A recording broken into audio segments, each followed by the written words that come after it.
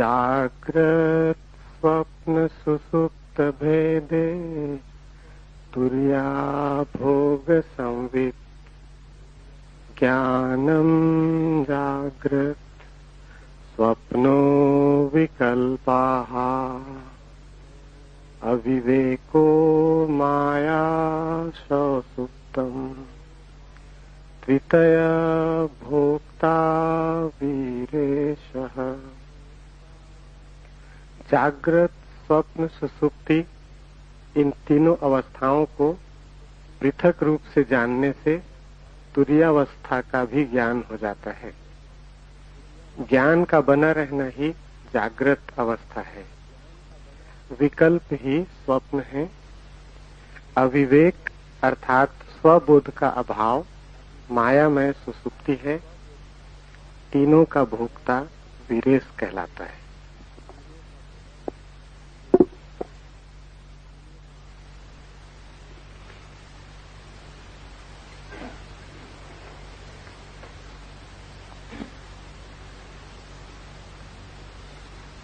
जागृत, स्वप्न और सुसुप्ति,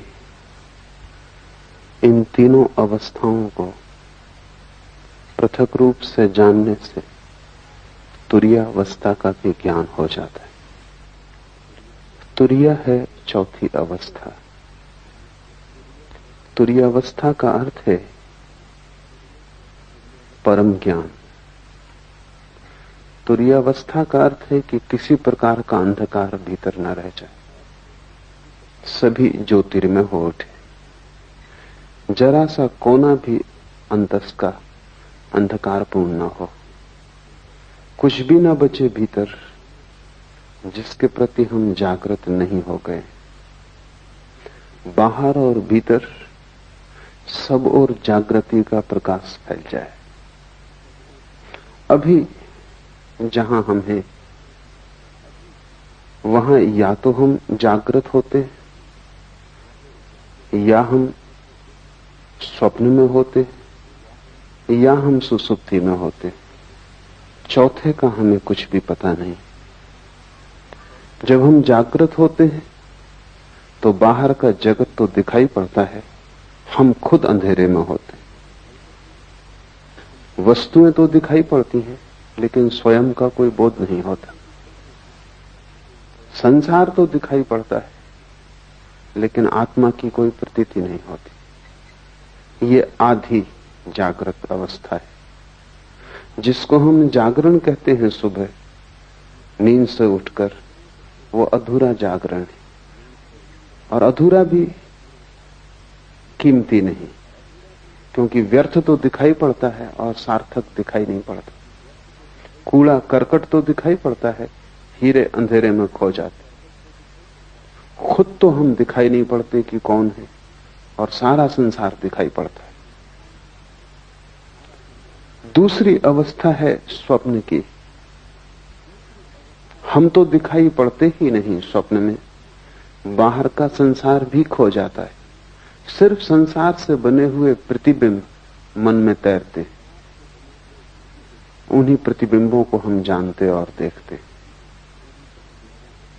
जैसे कोई दर्पण में देखता हो चांद को, या झील पर कोई देखता हो आकाश के तारों को।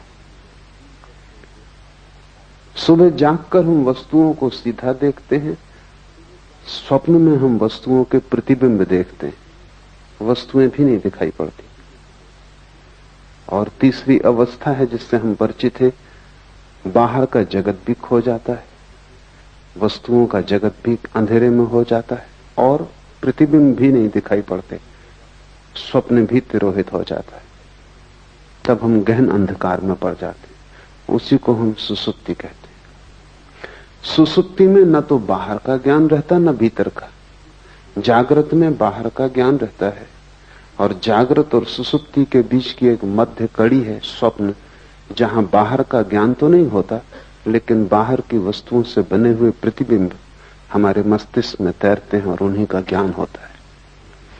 चौथी अवस्था है तुरीया, वही सिद्धावस्था है। सारी चेष्टा उसी को पाने के लिए, सब ध्यान, सब योग तुरीयावस्था को पाने के उपाय। तुरीयावस्था का अर्थ है भीतर और बाहर दोनों का ज्ञान। अंधेरा कहीं भी नहीं, न तो बाहर और न भीतर। पूर्ण जागृति, जिसको हमने बुद्धत्व कहा है, महावीर ने जिनत्व कहा है। न तो बाहर अंधकार है न भीतर, सब तरफ प्रकाश हो गया है। वस्तुओं को भी हम जानते हैं, स्वयं को भी हम जानते हैं। ऐसी जो चौथी अवस्था है वो कैसे पाई जाए, इसके ही ये सूत्र है। पहला सूत्र है जागृत, स्वप्न और सुषुप्ति, इन तीनों अवस्थाओं को पृथक रूप से जान लेने से तुरीयावस्था का ज्ञान हो जाता है। अभी हम जानते तो हैं लेकिन पृथक रूप से नहीं जानते। जब हम स्वप्न में होते हैं तब हमें पता नहीं चलता कि मैं स्वप्न देख रहा हूं, तब तो हम स्वप्न के साथ एक हो जाते। सुबह जाग के पता चलता है कि रात सपना देखा, लेकिन अब तो वो अवस्था खो चुकी। जब अवस्था होती है तब हम पृथक रूप से नहीं जान पाते, तादात्म्य हो जाता है। स्वप्न में लगता है कि हम स्वप्न हो गए, सुबह जाग के लगता है कि अब हम स्वप्न नहीं है, लेकिन अब हमारा तादात्म्य जागृत से हो जाता है।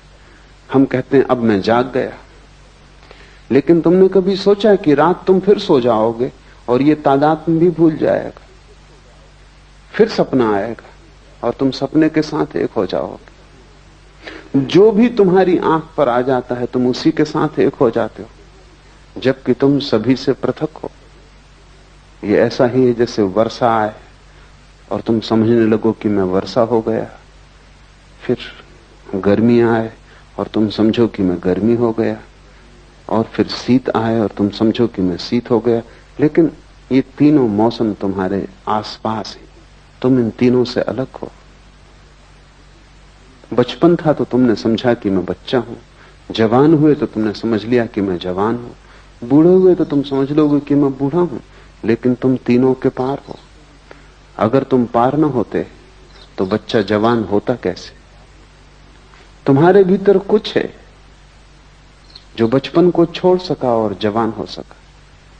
वो कुछ बचपन और जवानी दोनों से अलग है।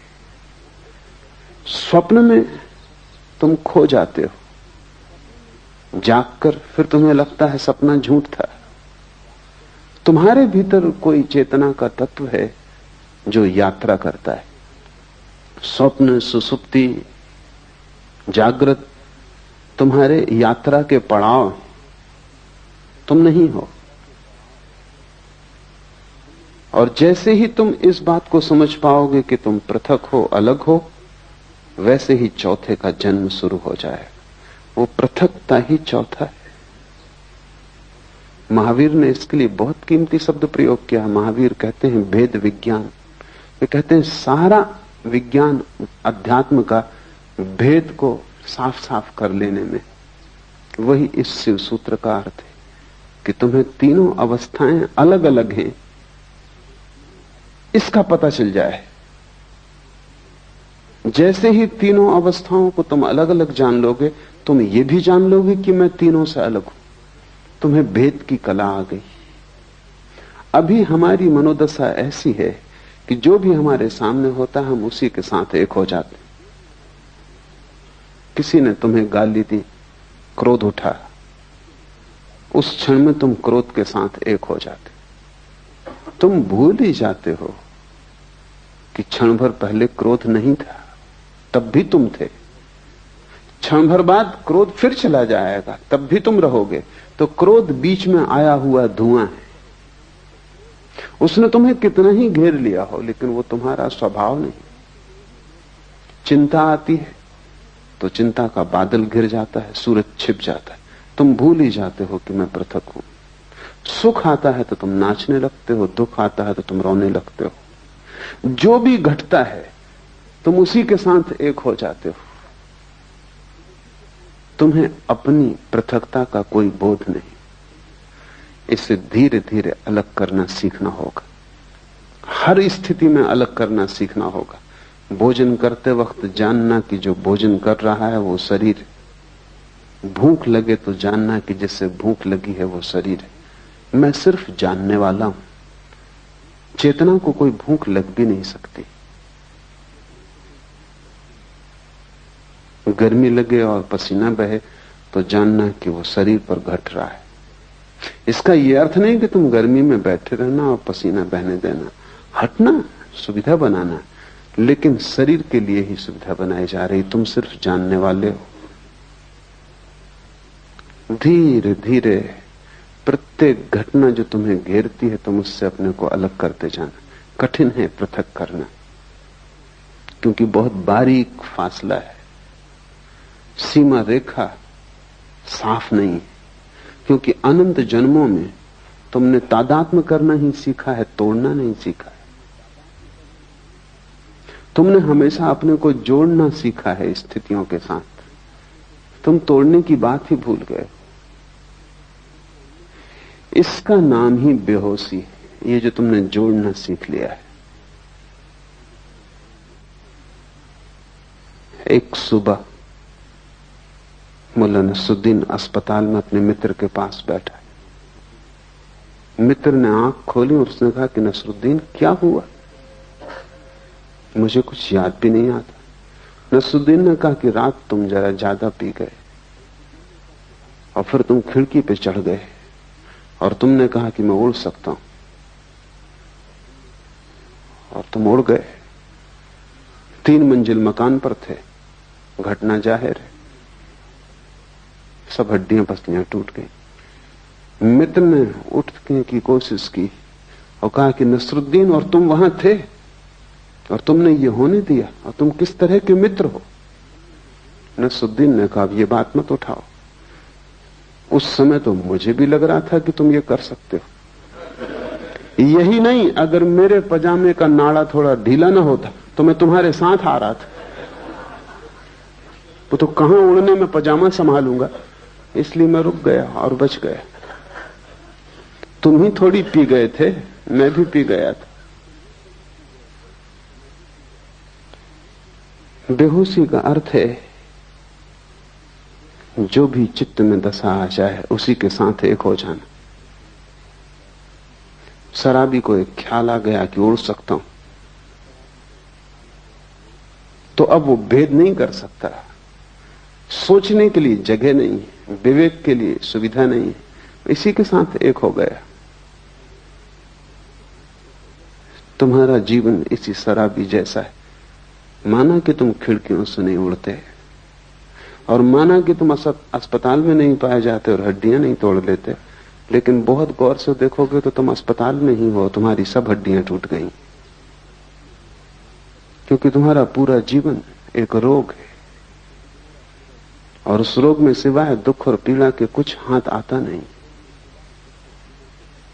सब जगह तुम गिरे हो, सब जगह तुमने अपने को तोड़ा है, और सारे तोड़ने के पीछे एक ही मूर्छा का सूत्र है कि जो भी घटता है तुम उससे फासला नहीं कर पाते। थोड़े दूर हटो। एक एक कदम लंबी यात्रा है, क्योंकि हजारों लाखों जन्मों में जिसको बनाया है उसको मिटाना भी आसान नहीं होगा, पर टूटना हो जाता है, क्योंकि वही सत्य है। तुमने जो भी बना लिया है वो असत्य है। इसलिए हिंदू इसे माया कहते हैं। माया का अर्थ है कि तुम जिस संसार में रहते हो वो झूठ है। इसका यह अर्थ नहीं कि बाहर जो वृक्ष है वो झूठ है और पर्वत जो है वो झूठ है और आकाश में चांद तारे हैं वो झूठ है, नहीं। इसका केवल इतना ही अर्थ है कि तुम्हारा जो तादात्म्य है वो झूठ है, और उसी तादात्म्य से तुम जीते हो, वही तुम्हारा संसार है। कैसे तादात्म्य टूटे? तो पहले तो जागने से शुरू करो, क्योंकि वही थोड़ी सी किरण जागरण की है। स्वप्न से तो तुम कैसे शुरू करोगे? मुश्किल होगा। और सुसुप्ति का तो तुम्हें कोई पता नहीं, वहां तो सब होश खो जाता है। जागृत से शुरू करो। साधना शुरू होती है जागृत से, वो पहला कदम। फिर दूसरा कदम है स्वप्न और तीसरा कदम है सुसुप्ति। और जिस दिन तुम तीनों कदम पूरे कर लेते हो, चौथा कदम उठ जाता है। वो चौथा कदम है तुरीयावस्था, वो सिद्धावस्था है। जागृत से शुरू करो, क्योंकि वही रास्ता है, इसलिए उसको जागृत कहा है। वो जागृत है भी नहीं, क्योंकि कैसी जागृति जब तुम वस्तुओं में खोए हुए हो और अपने प्रति तुम्हें कोई भी होश नहीं। इसको क्या जागरण कहना, नाम मात्र को जागरण है, लेकिन इसको जागृत कहा है। ठीक जागृत तो हमने बुद्ध पुरुषों को कहा है, लेकिन ये जागरण है इस अर्थ में कि इसमें थोड़ी सी संभावना जागने की है। तो पहले तुम जागरण से शुरू करो। भूख लगे भोजन देना, लेकिन इस स्मरण को साधे रखना कि भूख शरीर को लगती है, मुझे नहीं। पैर में चोट लगे तो मलहम पट्टी करना, अस्पताल जाना, दवा लेना, लेकिन भीतर एक जागरण को साधे रखना कि चोट शरीर को लगी है, मुझे नहीं। इतने स्मरण को रखने से ही तुम पाओगे कि 99% पीड़ा तिरोहित हो गई। 99% पीड़ा इतना होश रखने से ही तिरोहित हो जाती कि जो चोट लगी है वो मुझे नहीं। इतना बोध भी तत्क्षण तुम्हारे दुख को विसर्जित कर देता है। 1% बची रहेगी, क्योंकि ये बोध पूरा नहीं है। जिस दिन बोध पूरा हो जाएगा उस दिन समग्र दुख विसर्जित हो जाता है। बुद्ध ने कहा है जागृत पुरुष का दुख निरोध हो जाता है। तुम उसे दुख नहीं दे सकते, तुम उसके हाथ पैर काट सकते हो, तुम उसकी हत्या कर सकते हो, तुम उसे आग में जला सकते हो, लेकिन दुख नहीं दे सकते, क्योंकि प्रतिपल जो भी घट रहा है वो उससे अलग है। तो जागने से शुरू करो। रास्ते पे चलना जरूर, लेकिन ध्यान रखना कि तुम नहीं चल रहे हो, शरीर ही चल रहा है। तुम कभी चले भी नहीं। तुम चलोगे कैसे? आत्मा का कोई पैर है कि वो चल सके? आत्मा का कोई पेट है कि उसे भूख लग सके? आत्मा की कोई भी वासना नहीं है, सभी वासना शरीर की। आत्मा निर्वासना है, इसलिए न चलती है न चल सकती है। तुम्हारा शरीर ही चल रहा है। इसे जब तक होश रहे संभालने की कोशिश करो। धीरे धीरे धीरे एक बड़ा अनूठा आह्लादकारी अनुभव होगा कि रास्ते पे तुम चलते हुए अचानक किसी दिन पाओगे कि तुम्हारे भीतर 2 हिस्से हो गए। एक चल रहा है और एक नहीं चल रहा है। एक भोजन कर रहा है और एक नहीं भोजन कर रहा है। उपनिषद कहते हैं एक ही वृक्ष पर बैठे हैं 2 पक्षी। ऊपर का पक्षी शांत है, न हिलता न डुलता, न रोता न हंसता, न आता न जाता, बस बैठा है शांत। नीचे का पक्षी बड़ा बेचैन है, इस डाल से उस डाल पर उछलता है, इस फल को पकड़ता है, उसको पकड़ता है, बड़े सपने देखता है, बड़ी दौड़ धूप करता है। वो दोनों पक्षी तुम्हारे भीतर है। वो जो वृक्ष है वो तुम हो। एक तुम्हारे भीतर पक्षी है जो कभी हिला डुला नहीं, जो बस बैठा देख रहा है। उस पक्षी को हमने साक्षी कहा है। जीसस ने कहा है एक ही बिस्तर पर तुम सोते हो, उसमें एक मरा हुआ है और एक सदा जीवित, और एक सदा से मरा हुआ है और एक सदा जीवित रहेगा। वो बिस्तर तुम ही हो। जब रात तुम बिस्तर पे सोते हो तो एक उसमें मुर्दा है और एक उसमें शाश्वत चैतन्य है। पर फर्क करना, फासला करना, कठिन श्रम, उद्यम की जरूरत है। तो पहले तो तुम दिन से कोशिश करो। सुबह जब उठते हो, जब पहली किरण आती है होश की, तभी से तुम साधने की कोशिश करो। हजारों प्रयास करोगे तब कहीं एक प्रयास सफल होगा। पर एक भी सफल हो जाए तो तुम पाओगे कि हजारों साल भी मेहनत करनी महंगी नहीं थी। क्योंकि एक क्षण को भी तुम्हें यह पता चल जाए कि जो चल रहा है वो तुम नहीं, जो रुका है वो तुम हो, जो वासना से भरा है वो तुम नहीं, जो सदा निर्वासना है वो तुम हो, जो मरण धर्म है वो तुम नहीं, जो अमृत का स्रोत है वो तुम हो। एक क्षण को भी इसका पता चल जाए तो एक क्षण को भी तुम महावीर या बुद्ध हो जाओ या शिवत्व को उपलब्ध हो जाओ तो तुमने महासंपदा का द्वार खोल लिया। फिर यात्रा सरल है। स्वाद के बाद यात्रा बड़ी सरल है, स्वाद के पहले ही सारी कठिनाई है। दिन से शुरू करो, और अगर तुमने दिन से शुरू किया तो तुम धीरे धीरे सफल हो जाओगे, स्वप्न में भी।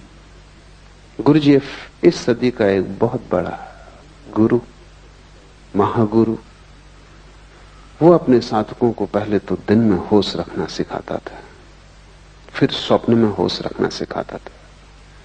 तो उसकी प्रक्रिया थी कि जब तुम सोने लगो तब एक ही बात स्मरण रखो कि ये स्वप्न है। अभी स्वप्न शुरू नहीं हुआ, तुम अभी जागे हो, तभी से तुम ये सूत्र अपने भीतर दोहराने लगो कि जो मैं देख रहा हूं ये स्वप्न है। कमरे को चारों तरफ देखो और ये भाव मन में गहरा करो कि जो मैं देख रहा हूं ये स्वप्न है। बिस्तर को छुओ और ये भाव गहरा करो कि जो मैं छू रहा हूं ये स्वप्न है। अपने हाथ को ही अपने हाथ से स्पर्श करो और अनुभव करो कि जो मैं छू रहा हूं ये स्वप्न है। ऐसे भाव को करते करते तुम सो जाओ। ये भाव की सतत धारा तुम्हारे भीतर बनी रहेगी। कुछ ही दिनों में तुम पाओगे कि बीच स्वप्न में तुम्हें अचानक याद आ जाता है कि ये स्वप्न है, और जैसे ही याद आता है स्वप्न उसी क्षण टूट जाता है। क्योंकि स्वप्न के चलने के लिए मूर्छा जरूरी है, वो बिना मूर्छा के स्वप्न नहीं चल सकता। बीच स्वप्न में तुम्हें याद आ जाएगा ये स्वप्न है और स्वप्न टूट जाएगा, और तुम इतने आनंद से भर जाओगे, उस आनंद को तुमने कभी जाना भी नहीं। नींद टूट जाएगी, स्वप्न बिखर जाएगा और एक गहरा प्रकाश तुम्हें घेर लेगा। ज्ञानी पुरुष के स्वप्न तिरोहित हो जाते, क्योंकि नींद में भी वो स्मरण रख पाता है कि ये स्वप्न है। भारत ने इसके बड़े अनूठे प्रयोग किए। शंकर वेदांत में सारे जगत को माया की जो धारणा है वो इसी का एक प्रयोग है। सन्यासी को 24 घंटे स्मरण रखना है कि जो भी हो रहा है सब स्वप्न है। जागते भी, रास्ते से गुजरते, बाजार में बैठे हुए भी स्मरण रखना है कि जो भी है सब स्वप्न है। ये क्यों? ये एक प्रयोग है, एक प्रक्रिया है, एक विधि है। अगर तुमने 8 घंटे जागते में स्मरण रखा कि जो भी हो रहा है ये स्वप्न है, तो ये स्मरण इतना गहरा हो जाएगा कि जब रात स्वप्न भी चलेगा तब तुम वहां भी याद रख सकोगे, वहां भी तुम याद रख सकोगे कि ये स्वप्न। अभी तुम याद नहीं रख पाते। अगर ठीक से समझो तो अभी भी तुम उल्टे अर्थों में यही कर रहे हो। 24 घंटे जब तुम जागते हो तब तुम समझते हो जो भी देख रहा हूं ये सत्य है। इसी प्रतीति के कारण रात सपने को देख के भी तुम समझते हो कि जो मैं देख रहा हूं वो सत्य है, क्योंकि ये प्रतीति गहरी हो जाती। सपने से झूठा और क्या होगा।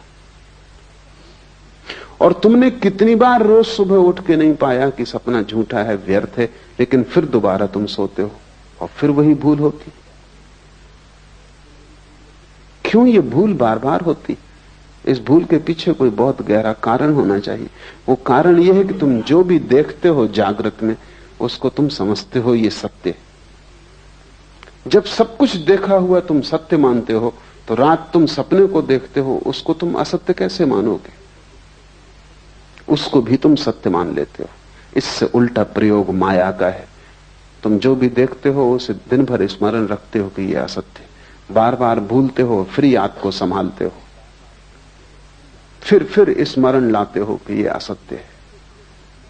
ये सब जो मैं देख रहा हूं चारों तरफ एक बड़ा नाटक है, और मैं दर्शक से ज्यादा नहीं। मैं भोगता नहीं हूं, करता नहीं हूं, सिर्फ साक्षी हूं।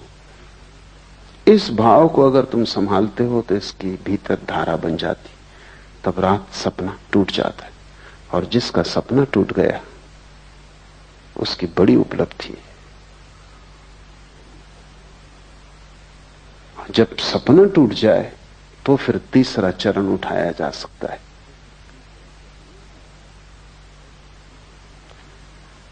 जब सपना टूट जाए तो फिर सुसुप्ति में होश रखने का चरण उठाया जा सकता है। लेकिन तुम्हें अभी बहुत कठिनाई होगी, सीधा उस प्रयोग को करना संभव नहीं, एक एक कदम उठाना पड़े। जब सपना टूट जाता है तब दृश्य कोई भी नहीं रह जाता। दिन में आंख खोल के तुम चलते हो, तुम कितना ही मानो कि जो देख रहे हो वो माया है, तो भी दृश्य तो बचेगा। तुम कितना ही, शंकर भी कितना ही कहते हो कि माया है, तो भी दीवाल से तो निकलेंगे नहीं, निकलेंगे तो दरवाजे से ही। कितना ही कहते हो सब माया है, कंकड़ पत्थर तो नहीं खाएंगे, खाएंगे तो भोजन ही। कितना ही कहते हो माया है, फिर भी तुम होगे तभी बोलेंगे, तुम नहीं होगे तो नहीं बोलेंगे। इसलिए बाहर के जगत के साथ तुम कितनी ही मान्यता को गहन कर लो कि ये माया है, बाहर का जगत तो बना रहेगा, मिट नहीं जाएगा। कोई पत्थर मारेगा फेंक कर तो सिर टूटेगा, खून बहेगा, तुम दुखी मत होगे, तुम पीड़ा नहीं लोगे, तुम कहोगे सब माया है, तुम अपने को दूर रखोगे, लेकिन फिर भी घटना तो घटेगी। लेकिन स्वप्न में एक अनूठी बात है, वो बिल्कुल माया है, इसलिए वहां एक अनूठा प्रयोग हो जाता है। जैसे ही तुम समझते हो कि सपना माया है, सपना खो जाता है, दृश्य विलीन हो जाता है। और जब दृश्य विलीन हो जाता है तभी दृष्टा के प्रति आंख जा सकती है। जब तक दृश्य मौजूद रहता है तब तक तुम बाहर ही देखते हो, क्योंकि दृश्य आकर्षित करता रहता है। जब दृश्य खो जाता है, पर्दा खाली हो जाता, पर्दा भी नहीं रह जाता, तब तुम अकेले छूटते हो। इसलिए ध्यानी आंख बंद करके ध्यान करता है, क्योंकि इस संसार को माया कहना एक विधि है। ये संसार वास्तविक है, ये तुम्हारे सोचने पर निर्भर नहीं। अगर ये स्वप्न भी है तो ब्रह्म का है, ये तुम्हारा स्वप्न नहीं है। लेकिन तुम्हारे निजी सपने हैं, वे रात में घटते हैं। इसलिए बड़ी क्रांतिकारी घटना तो तब घटती जब तुम निजी स्वप्न को तोड़ देते हो। आकाश खाली हो जाता है, वहां देखने को कुछ नहीं बचता। नाटक समाप्त हुआ, घर जाने का वक्त आ गया। अब तुम करोगे भी क्या बैठे बैठे? इस घड़ी में अचानक आंख मुड़ती है, क्योंकि बाहर कुछ भी खोजने को नहीं रह जाता, देखने को नहीं रह जाता, सोचने को नहीं रह जाता, कोई दृश्य नहीं बचता। तो जो ऊर्जा दृश्य की तरफ जाती थी वो स्वयं की तरफ मुड़ती। स्वयं की तरफ मुड़ती हुई ऊर्जा ही ध्यान है। और जैसे ही स्वयं की तरफ मुड़ती, तब तुम सुसुप्ति में भी होश रख सकते हो, क्योंकि तुम तो होते हो। संसार नहीं होता सुसुप्ति में, स्वप्न नहीं होता सुसुप्ति में, क्योंकि तुम दोनों को देखने में अटके थे, इसलिए सुसुप्ति में बेहोशी रहती थी। अब तुम्हारी अटक टूट गई, अब दृश्य से तुम्हारा कोई संबंध न रहा। अब दृश्य के बिना भी तुम हो सकते हो। अब दिया जलता है, उसकी दिए को कोई फिक्र नहीं कि दिए के प्रकाश में कोई गुजरता है या नहीं गुजरता। अब तुम्हारा जीवन भीतर की तरफ मुड़ेगा, तब तुम सुसुप्ति में जाग जाओगे। स्वप्न के टूटने पर जो प्रयोग करने का है वो ये है कि जैसे ही स्वप्न टूट जाए, आंख मत खोलना, क्योंकि आंख खोली तो जगत बाहर मौजूद है, फिर दृश्य मिल जाएगा। जब स्वप्न टूट जाए तो आंख मत खोलना, गौर से देखे चले जाना शून्य को। स्वप्न खो गया, जहां स्वप्न था अब वहां स्वप्न नहीं। तुम गौर से उस शून्य को देखे चले जाना। उस शून्य को देखने में ही तुम पाओगे कि तुम्हारी चेतना भीतर की तरफ मुड़ने लगी, अंतर्मुखी हो गई। तब तुम सुसुप्ति में भी जागे रहोगे। यही कृष्ण ने गीता में कहा है कि जब सब सो जाते हैं तब भी योगी जागता है। जो सबके लिए निद्रा है वो योगी के लिए निद्रा नहीं, वो सुसुप्ति में भी जागा हुआ है। और जब तुम तीनों को पृथक पृथक देख लेते हो तब तुम चौथे हो गए, अपने आप चौथे हो गए। तुरी का अर्थ है चौथा, द फोर्थ। उस शब्द का और कोई अर्थ नहीं है, उसे कोई शब्द का अर्थ देने की जरूरत भी नहीं है, बस चौथा कहना काफी है, क्योंकि सभी अर्थ उसको बांध लेंगे, सभी शब्दों से बांध लेंगे। सिर्फ इशारा काफी है, क्योंकि वो अनंत है और असीम है। जैसे ही तुम तीन के बाहर हुए तुम परमात्मा हो। इन तीन में तुम प्रविष्ट हो गए हो, इसीलिए संकीर्ण हो गए हो।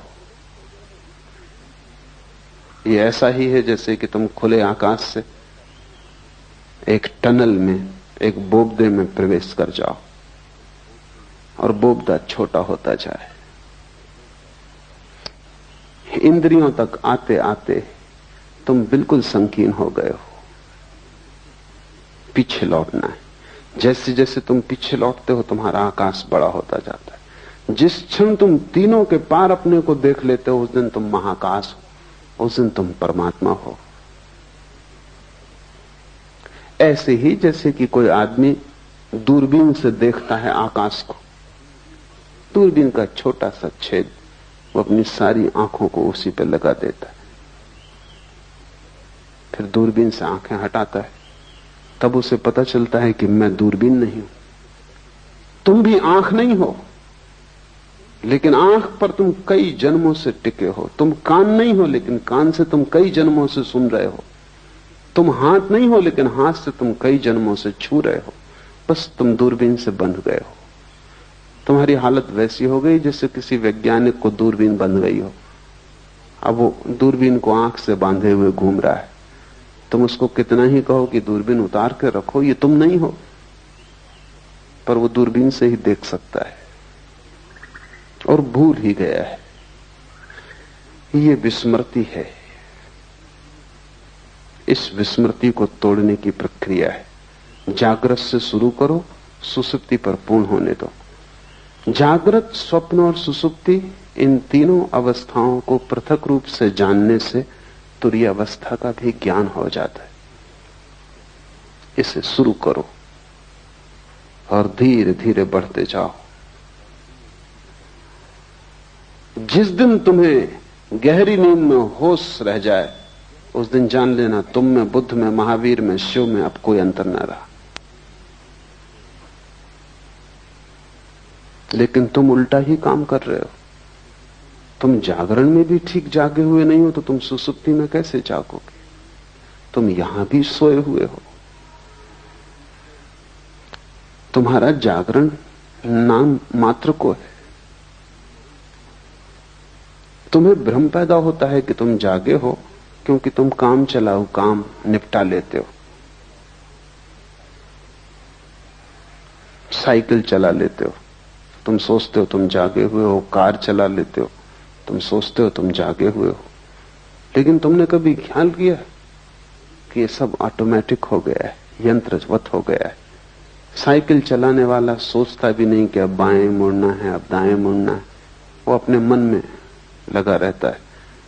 साइकिल बाएं मुड़ती, दाएं मुड़ती, वो अपने घर पहुंच जाता है। सोचना या होशपूर्वक चलने की कोई जरूरत नहीं।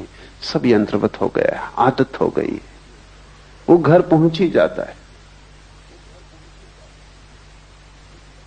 कार चलाने वाला चलाता जाता है, कोई जरूरत नहीं है उसको कि वो जागे।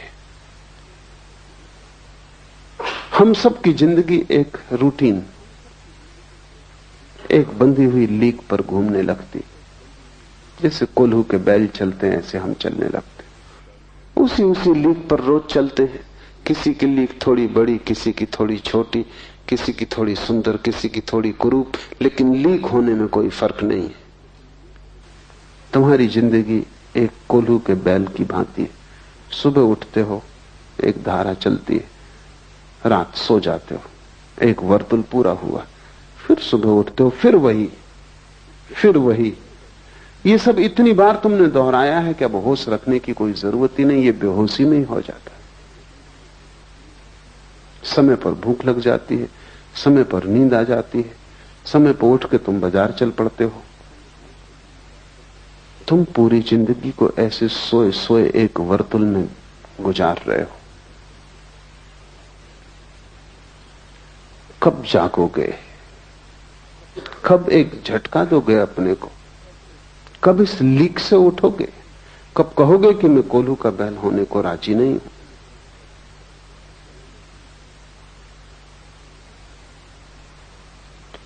जिस दिन तुम्हें झटका देने का ख्याल आ जाएगा, उसी दिन से परमात्मा की यात्रा शुरू हो जाती।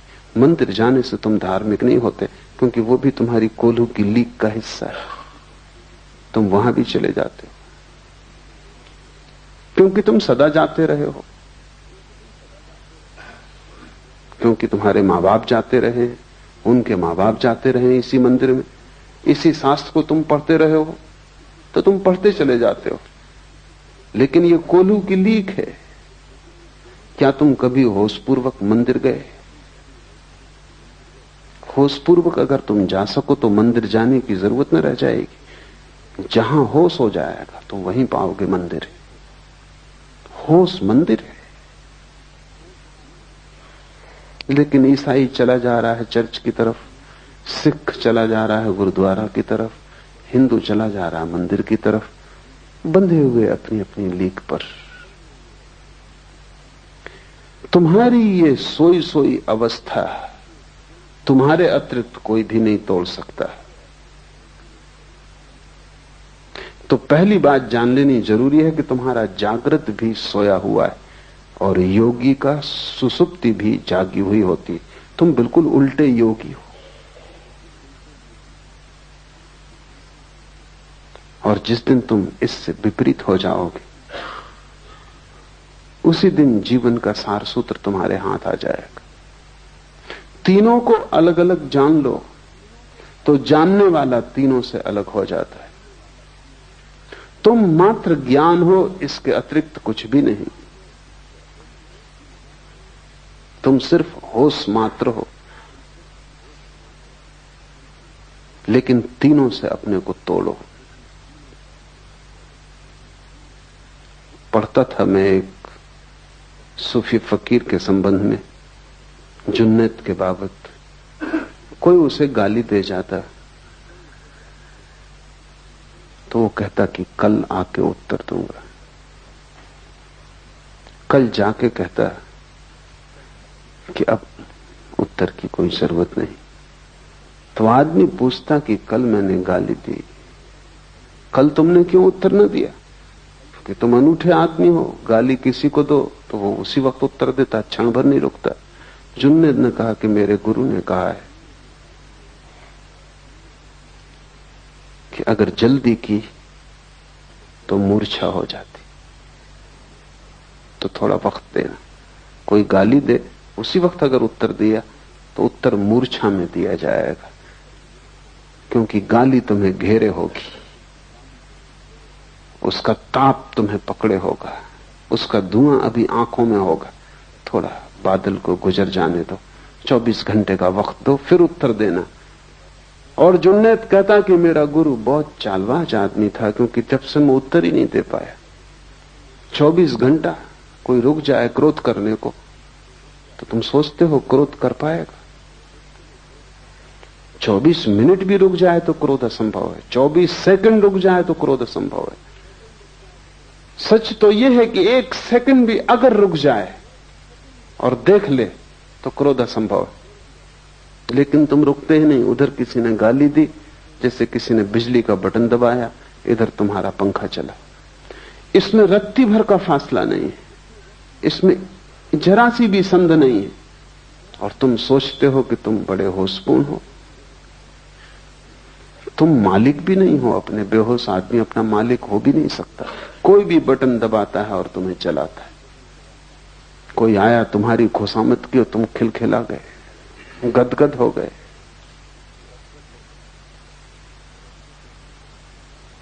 किसी ने तुम्हारा अपमान किया और तुम आंसुओं से भर गए।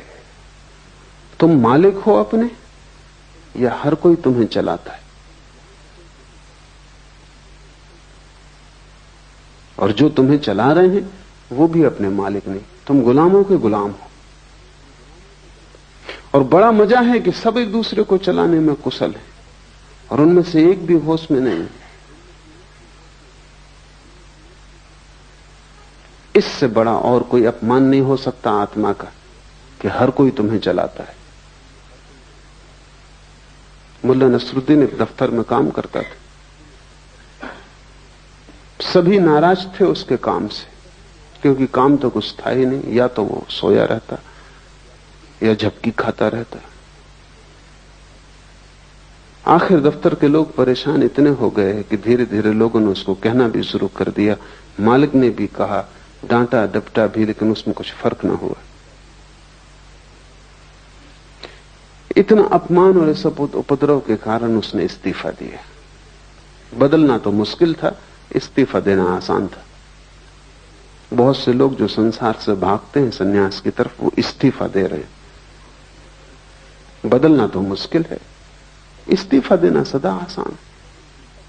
उसने इस्तीफा दिया। सारा दफ्तर प्रसन्न हुआ इस्तीफे से। लोग इतने प्रसन्न हो गए कि मालिक ने कहा कि अब वो जब अपनी तरफ से जा रहा है तो विदाई समारोह करना उचित है। और हम इतने परेशान थे इससे, और ये छोड़ रहा है, और छुड़ाने का कोई उपाय नहीं था।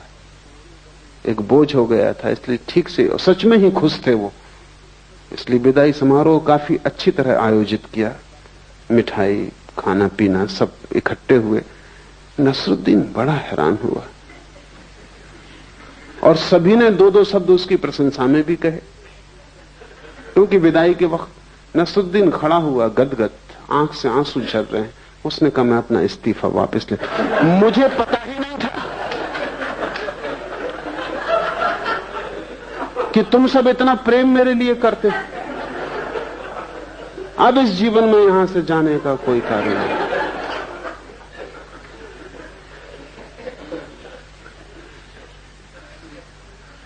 हम संचालित हो रहे हैं, और अक्सर यह होता है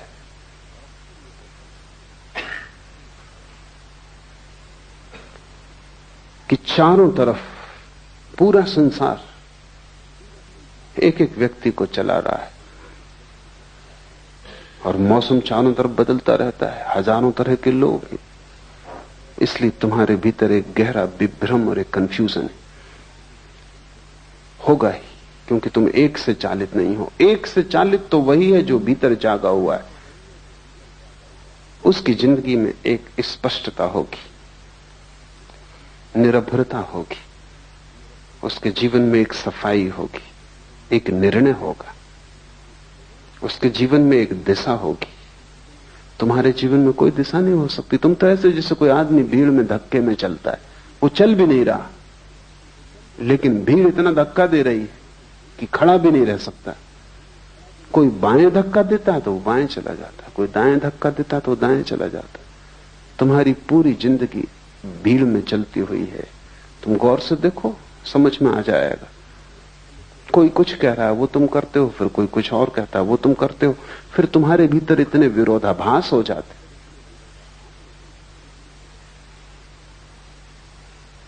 एक आदमी मेरे परिचित हैं, चोट लग गई थी, थोड़ी सी चोट थी, रिक्शा उलट गया था, फिर अस्पताल से भी छूट गए, फिर 6 महीने भी बीत गए, भले चंगे भी हो गए, लेकिन फिर भी वो अपनी बैसाखी। तो मैं उनको पूछा, कभी बैसाखी कब छोड़ोगे? कहते, छोड़ना तो मैं भी चाहता हूं, मेरा डॉक्टर कहता है बेकार है, लेकिन मेरा वकील कहता है अभी रखो, जब तक मुकदमा तय न हो जाए। तो किसकी सुनूं? तुम्हारा वकील कुछ कहता है, तुम्हारा डॉक्टर कुछ कहता है, पत्नी कुछ कहती, पति कुछ कहता, बेटा कुछ कहता, बाप कुछ कहता। चारों तरफ तुम्हें चलाने वाले मालिक, करोड़ों मालिक हैं, और तुम अकेले हो, और तुम सबकी सुनते हो। जो भी दबा देता है उसी की सुनते हो। तब तुम्हारे भीतर सब दरारें बढ़ जाती हैं, खंड खंड हो जाता है व्यक्तित्व। जब तक तुम भीतर की न सुनोगे तब तक तुम अखंड नहीं हो सकते। मैं सन्यासी उसे कहता हूं जिसने भीतर की आवाज सुननी शुरू कर दी, और जब वो भीतर की आवाज पर सब दांव लगाने को राजी है। लेकिन भीतर की आवाज तुम्हें समझ में भी ना आएगी जब तक तुम बेहोश हो। तब तक अगर तुमने भीतर की आवाज समझी भी कि ये भीतर की है, तो वो भीतर की ना होगी, वो भी बाहर की आवाज होगी। बेहोश आदमी को भीतर की आवाज का क्या पता। नहीं तो दिल्ली में बैठे सभी राजनीतिक अंतरात्मा की आवाज की बात करते हैं। इंदिरा, गिरी, अंतरात्मा की आवाज।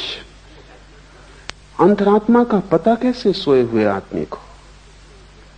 कौन सी आवाज अंतरात्मा की तुम्हें कैसे पता? जो भी आवाज तुम्हारी वासनाओं को तृप्त करती मालूम पड़ती, अंतर्वासना की आवाज, उसे तुम अंतरात्मा की आवाज कहते हो।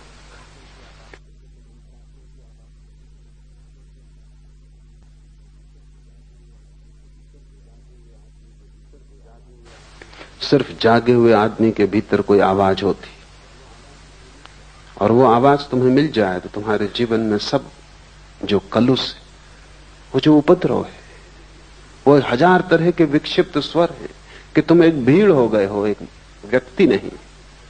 तुम एक बाजार की तरह हो जिसमें सब चल रहा है। बंबई का शेयर बाजार हो तुम, सब चल रहा है, कुछ समझ में नहीं आता। कोई नए आदमी को तो समझ में ना आया कि तुम क्या हो। कोई कुछ चिल्ला रहा है, कोई कुछ चिल्ला रहा है, सब तरह की आवाजें। तुम्हारी आवाज बिल्कुल खो गई है। तुरीय अवस्था का अर्थ है आत्मा को पहचानना, और इन 3 से तुम अपने को तोड़ो तो ही तुम आत्मा को पहचान सकोगे। छोटे छोटे प्रयोग शुरू करो। क्रोध आए, रुको, जल्दी क्या है? घृणा आए, थोड़ा रुको, थोड़ा संधि काल चाहिए। तभी उत्तर दो जबकि तुम होश में आ जाओ, उसके पहले उत्तर मत दो। और तुम पाओगे तुम्हारी जिंदगी से पाप खोना शुरू हो गया, गलत अपने आप विसर्जित होने लगा। तुम अचानक पाओगे कि अब क्रोध का उत्तर देने की कोई जरूरत न रही। यह भी हो सकता है कि जिसने तुम्हारा अपमान किया था तुम उसे धन्यवाद देने भी जाओ, क्योंकि उसने भी तुम्हारा उपकार किया है, तुम्हें एक जागने का मौका दिया है। कबीर ने कहा है, निंदक नीरे राखिए आंगन कुटी छबाए। वो जो तुम्हारी निंदा कर रहा है उसे तुम पास में ही संभाल के इंतजाम कर दो, उसको घर में ही ठहरा लो, क्योंकि वो तुम्हें जागने का मौका देगा। जो जो तुम्हें मूर्छित होने का मौका देता है, अगर तुम चाहो तो उसी मौके को तुम जागरण की भी सीढ़ी बना सकते हो। जिंदगी ऐसे है जिससे रास्ते पे एक बड़ा पत्थर पड़ा हो। जो ना समझे वो पत्थर को देख के लौट जाते हैं, वो कहते हैं रास्ता बंद है। जो समझदार है वो पत्थर पे चढ़ जाते, वो उसको सीढ़ी बना लेते हैं, और जैसे ही सीढ़ी बना लेते हैं और भी ऊपर का रास्ता उन्मुक्त हो जाता है। साधक के लिए एक ही बात स्मरण रखनी है कि जीवन का हर क्षण जागृति के लिए उपयोग कर लिया जाए। चाहे भूख हो, चाहे क्रोध हो, चाहे काम हो, चाहे लोभ हो, हर स्थिति को जागरण के लिए उपयोग कर लिया जाए।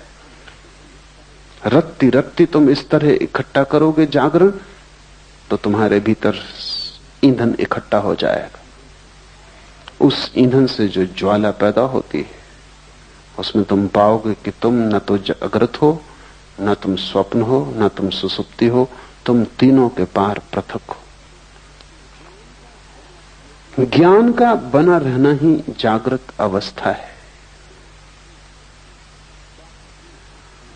बाहर की वस्तुओं के ज्ञान का बना रहना जागृत अवस्था है। विकल्प ही स्वप्न है। मन में विचारों का तंतुजाल, विकल्पों का, कल्पनाओं का फैलाव स्वप्न है। अविवेक अर्थात स्वबोध का अभाव सुसुप्ति है। ये 3 अवस्थाएं हैं जिनमें हम गुजरते हैं। लेकिन जब हम एक से गुजरते हैं तो हम उसी के साथ एक हो जाते हैं। जब हम दूसरे में पहुंचते हैं तो हम दूसरे के साथ एक हो जाते हैं। जब हम तीसरे में पहुंचते हैं तो तीसरे के साथ एक हो जाते हैं। इसलिए हम तीनों को अलग अलग नहीं देख पाते। अलग देखने के लिए थोड़ा फासला चाहिए, परिपेक्ष चाहिए। अलग देखने के लिए थोड़ी सी जगह चाहिए। तुम्हारे और जिसे तुम देखते हो दोनों के बीच में थोड़ा रिक्त स्थान चाहिए। तुम आईने में भी अगर बिल्कुल सिर लगा के खड़े हो जाओ तो अपना प्रतिबिंब न देख पाओगे, थोड़ी दूरी चाहिए। और तुम इतने निकट खड़े हो जाते हो जागृत के, स्वप्न के, सुसुप्ति के, कि तुम बिल्कुल एक ही हो जाते हो। तुम उसी के रंग में रंग जाते हो। और ये दूसरे के रंग में रंग जाने की आदत हमारी इतनी गहन हो गई है कि हमें पता भी नहीं चलता, और इसका शोषण किया जाता है। अगर तुम हिंदू हो और तुमसे कहा जाए कि मस्जिद खड़ी, इसमें आग लगा दो, तुम 1000 बार सोचोगे, विचार करोगे कि ये क्या उचित है। और मस्जिद भी उसी परमात्मा के लिए समर्पित है। ढंग होगा और सीढ़ी का रंग होगा और रास्ते की व्यवस्था होगी और, लेकिन मंजिल वही है। लेकिन हिंदुओं की एक भीड़ मंदिर मस्जिद को आग लगाने जा रही हो, तुम उस भीड़ में हो, तब तुम नहीं सोचते, क्योंकि तुम भीड़ के रंग में रंग जाते हो। तब तुम मस्जिद को जला दोगे। और बाद में कोई अगर तुमसे पूछेगा कि तुम ये कैसे कर सके, तो तुम भी सोचोगे और कहोगे कि आश्चर्य है कि मैं कैसे कर सका। अकेले तुम ये ना कर पाते, लेकिन भीड़ में तुम क्यों खो गए? क्योंकि खोने की तुम्हारी आदत है। कोई मुसलमान इतना बुरा नहीं है अकेले में जितना भीड़ के साथ बुरा होता है। कोई हिंदू इतना बुरा नहीं है अकेले में जितना भीड़ के साथ बुरा होता है। किसी अकेले आदमी ने इतने पाप नहीं किए जितने भीड़ ने पाप किए। क्यों? क्योंकि भीड़ तुम्हें रंग देती है, तुम भीड़ के रंग में एक हो जाते हो। अगर भीड़ क्रोध से भरी है, तुम अचानक पाते हो तुम्हारे भीतर क्रोध जग रहा है। अगर भीड़ रो रही है, चीख रही, चिल्ला रही, तो तुम रोने, चीखने, चिल्लाने लगते हो। अगर भीड़ प्रसन्न है, तुम अपना दुख भूल जाते हो और प्रसन्न हो जाते हो। ख्याल करो, तुम किसी के घर गए हो, कोई मर गया है, वहां अनेक लोग रो रहे हैं, अचानक तुम पाते हो तुम्हारे भीतर भी रुदन उठा आ रहा है। शायद तुम सोचते होगे कि तुम बड़े करुणावान हो, शायद तुम सोचते हो कि तुम बड़ी दया और प्रेम से भरे हुए व्यक्ति हो, शायद तुम सोचते हो कि सहानुभूति के कारण ये आंसू आ रहे हैं, तो तुम गलती में हो। क्योंकि घर भी तुमने ये खबर सुनी थी कि वो आदमी मर गया, तब तुम्हें कुछ भी ना हुआ था, क्योंकि तुम अकेले थे। तब तुमने सोचा होगा कि ठीक है, मरना जीना लगा ही रहता है। बजाय इसके कि आदमी मर गया, इससे तुम्हें दुख होता, तुम्हें यही झंझट आई होगी कि अब जाना पड़ेगा और संवेदना प्रकट करनी पड़ेगी। और 25 दूसरे काम थे, अब एक और उपद्रव बीच में आ गया। और ये आदमी था ही ऐसा, बेवक्त मरा। कोई वक्त था आज मरने का? ये तुम्हारे विचार रहे होंगे। लेकिन तुम जब घर में पहुंचोगे और वहां तुम लोगों को रोते देखोगे, भीड़ जब वहां दुखी हो रही होगी, तुम अचानक पाओगे तुम्हारे भीतर भी बड़े भाव उठ। ये भाव 2 कौड़ी के और खतरनाक है, क्योंकि भीड़ तुम्हें रंगे दे रही है। तुम अपने को बचाना। ऐसी सहानुभूति किसी मतलब की नहीं जो भीड़ से आती हो, जो तुम्हारे हृदय से ना आती हो। तुमने देखा कि दुखी, बेचैन, परेशान लोग भी होली के हुल्लड़ में बड़े आनंदित दिखाई पड़ने लगते। वो भी नाचने गाने लगते, गुलाल उड़ाने लगते। जिनकी जिंदगी में गुलाल बिल्कुल भी नहीं है और जिनकी जिंदगी में कभी कोई खुशी, कोई गीत नहीं देखा गया, अचानक रास्तों पर रंग फेंक रहे। हुआ क्या इनको? यही आदमी कल चला जा रहा था, मरा मरा, इसका पैर नहीं उठ रहा था, इसकी जिंदगी ऐसी थी जैसे सुसुप्त, और यही आदमी आज नाच रहा है। भीड़ ने रंग दिया ऐसे। साधक को भीड़ से सावधान होना चाहिए। तुम अपनी आवाज खोजो, अपना स्वर खोजो। भीड़ तुम्हें सदा से धक्के दे रही है और तुम भीड़ के साथ, जो भीड़ तुम्हें बनाती है वही तुम हो जाते हो। ये क्यों हो पाता है? ये इसलिए हो पाता है कि तुम पृथकता अपनी अनुभव नहीं करते, और जहां भी तुम्हें अपनी पृथकता खोने का मौका मिलता है तुम तत्क्षण खो देते हो। तुम उधार बैठे हो कि कहीं भी डूब जाओ। नींद आई तो नींद में डूब गए, जागृत आया तो जागृत में डूब गए, स्वप्न आया तो स्वप्न में डूब गए। लोग दुखी हैं तो तुम दुखी हो गए, लोग सुखी हैं तो तुम सुखी हो गए। तुम हो या सिर्फ तुम एक डूबने का बिंदु हो? तुम्हारा कोई अस्तित्व है?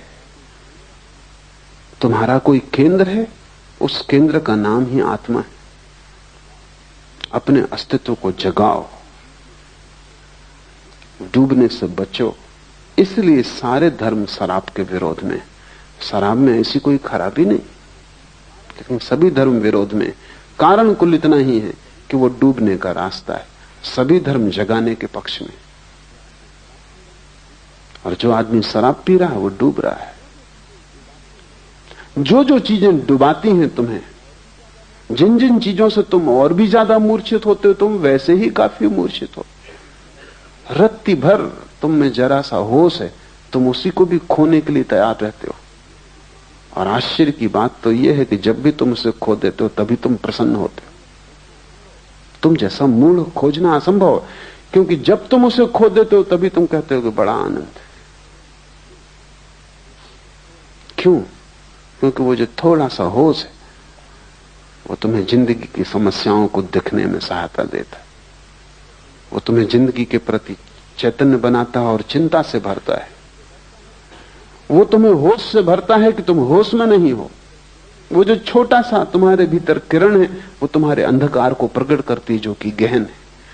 तुम उस किरण को भी बुझा देना चाहते हो कि न रहेगी किरण, न रहेगा बांस, न बजेगी बांसुरी। न रहेगी किरण, न अंधेरे का पता चलेगा।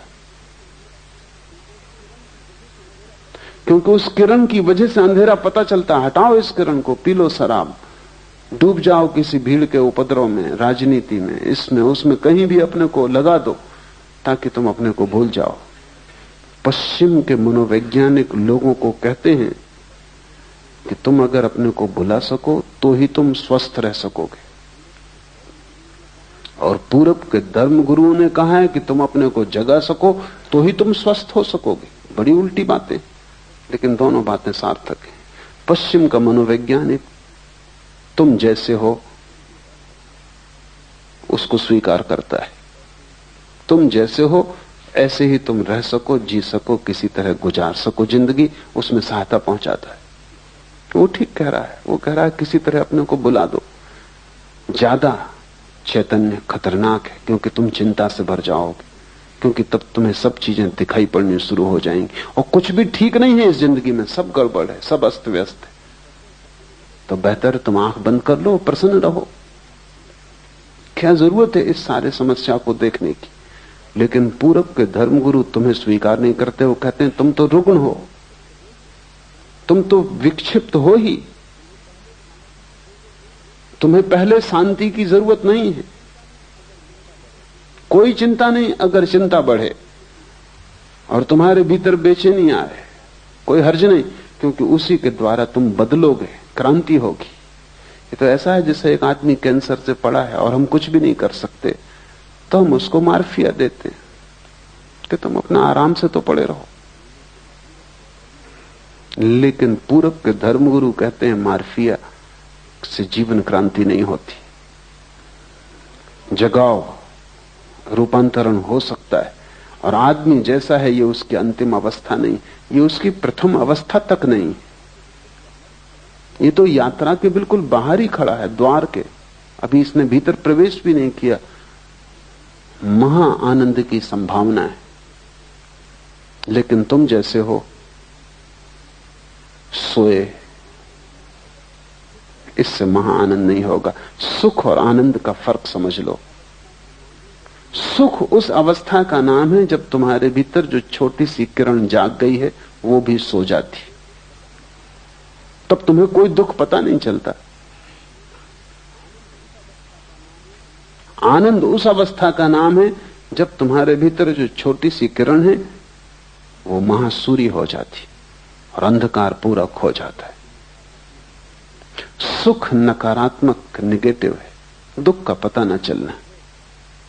तुम्हारे सिर में दर्द है, एस्प्रो की टिकिया सुख है, आनंद नहीं, क्योंकि एस्प्रो की टिकिया तुम्हें सिर्फ दर्द पता नहीं चलने देती, वो तुम्हें बेहोशी दे देती। तुम बीमार हो, तुम परेशान हो, जिंदगी चिंता से भरी है, तुम शराब पी लेते हो, फिर सब ठीक है। दुखी शराबी जाता है शराब घर की तरफ, लौटता है नाचता गाता। तुम्हारी जो छोटी सी प्रकाश की किरण है, उसे खोकर तुम सुख खरीदते हो, उससे तुम्हें आनंद कभी भी ना मिलेगा, क्योंकि सुख सिर्फ दुख का भूल जाना है, विस्मरण, और आनंद आत्मा का स्मरण है, वो भूल जाना नहीं है, वो पूरी स्मृति है। कबीर ने उसे सुरति कहा है, वो पूर्ण स्मरण है। ये सूत्र तुम्हें पूर्ण स्मरण की तरफ ले जाएंगे। तो ध्यान रखना, जो चीज बेहोश करती हो उससे बचना। और बेहोश करने के इतने सुगम उपाय हैं कि तुम्हें पता भी नहीं, तुम उनमें इतने ज्यादा ग्रस्त हो गए हो कि तुम्हें ख्याल भी नहीं। एक आदमी खाने के पीछे पागल है, वो खाता ही रहता है, तुम्हें ख्याल नहीं है कि वो खाने से शराब का उपयोग कर रहा है। ज्यादा भोजन निद्रा लाता है, ज्यादा भोजन सुसुप्ति देता है। इसलिए अगर किसी दिन तुमने उपवास किया तो रात तुम सो ना सकोगे, क्योंकि भोजन की एक अपनी तंद्रा है। तो जो आदमी 24 घंटे खाने में लगा है, वो खाने के माध्यम से बेहोशी खोज रहा है। एक आदमी महत्वाकांक्षा की यात्रा में लगा है, वो कहता है कि जब तक करोड़ रुपए न हो तब तक मैं रुकने वाला नहीं। तब तक वो दीवाने की तरह लगा है, सुबह हो, रात हो, दिन हो, अंधेरा हो, उजेला हो, कुछ फिक्र नहीं। उसके मन में एक गणित चल रहा है, 1 करोड़।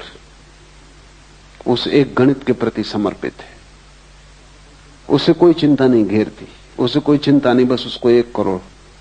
उसको चिंता उस दिन घेरेगी जब 1 करोड़ पाने में सफल हो जाए, तब अचानक वो पाएगा कि बेकार गए, अब क्या करना है।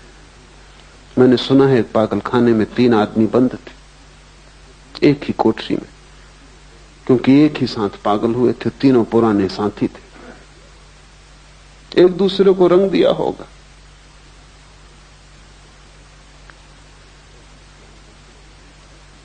एक मनोवैज्ञानिक उनका अध्ययन करने आया था, तो उसने पागलखाने के डॉक्टर को पूछा कि इसमें नंबर 1 की क्या तकलीफ है।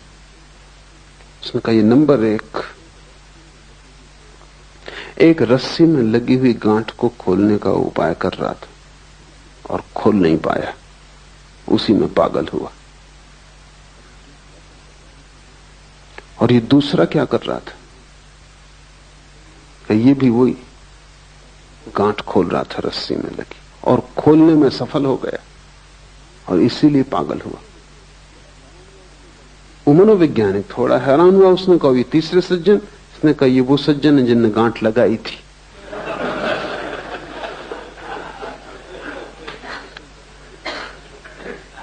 कोई गांठ लगा रहा है, कोई गांठ खोल रहा है, कोई सफल हो जाता है, कोई असफल हो जाता है, इससे कोई फर्क नहीं पड़ता, सब पागल हो जाते। लेकिन लोग गांठ लगाने खोलने में उलझे क्यों हैं? अपने से बचने के लिए।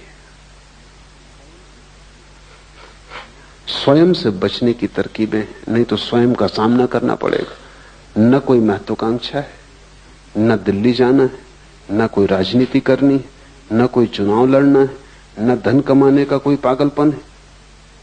फिर आप अपने से कैसे बचोगे? फिर कहीं ना कहीं खुद से मिलना हो जाएगा।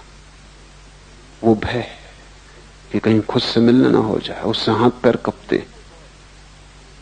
तुम सुनते हो बहुत कि आत्मा को जानो, लेकिन अगर तुम खुद को समझोगे तो तुम आत्मा को जानने से बचने के सब उपाय करते हो। कहते हैं बुद्ध पुरुष कि आत्मा को जानने से महा आनंद की वर्षा होती, अमृत बरसता है। कबीर कहते हैं कि बादल गरजते हैं अमृत के और अमृत बरसता है। लेकिन ये घटना बहुत अंत में घटती, पहले तो बहुत दुख से गुजरना पड़ता है। क्योंकि तुमने जितने धोखे दिए हैं जिंदगी में, अनंत जन्मों में, उन सब धोखों को तोड़ना पड़ेगा। और हर धोखे के तोड़ने में दुख होता है, हर धोखे को तोड़ने में दुख होता है, क्योंकि धोखे ने एक मधुरता दी थी, एक नींद दी थी, एक बेहोशी दी थी। अब उसको तोड़ो, और बिना उनको तोड़े तुम पहुंच ना पाओगे उस जगह जहां आकाश अमृत के बादलों से भर जाता है और जहां आनंद की वर्षा होती। वो बीच का मार्ग ही तपश्चर्या है। जागने से शुरू करो तुम्हारे तप को, फिर स्वप्न में ले जाओ, फिर सुसुप्ति में ले जाओ। विकल्प स्वप्न है, चित्त का विकल्पों से भरे रहना स्वप्न की दशा है। तो ये मत सोचना कि तुम रात में ही सपना देखते हो, तुम दिन में भी देखते रहते हो। जरूरी नहीं कि तुम यहां बैठे हो तो तुम यहां बैठे हो सकता है तुम मुझे सुन भी रहे हो और सपना भी देख रहे हो।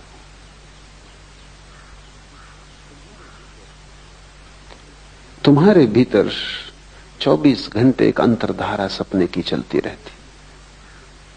जागने में भी भीतर तो एक सपना तुम्हें घेरे ही रहता है, कुछ ना कुछ चलता ही रहता है। कभी भी आंख बंद करो और तुम पाओगे कि भीतर कुछ चल रहा है।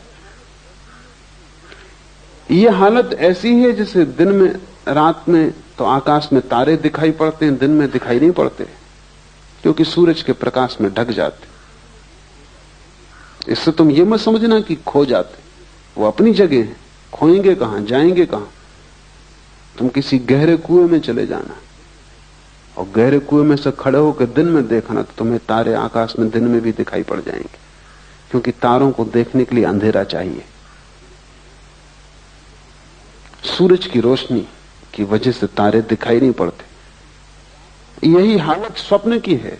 रात में ही सपने दिखाई पड़ते हैं ऐसा नहीं है, लेकिन रात का अंधकार चाहिए, आंख बंद हो तो दिखाई पड़ते।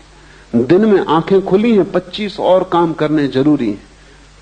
सपने तो भीतर बने रहते हैं, दिखाई नहीं पड़ते। दिन में भी तुम अगर आराम कुर्सी पर आंख बंद करके बैठ जाओ, तत्क्षण दिवा स्वप्न शुरू हो जाएगा। वो चल ही रहा था, वो भीतर चलता ही रहता है, उसका एक अंतर सूत्र है। इस अंतर सूत्र को तोड़ना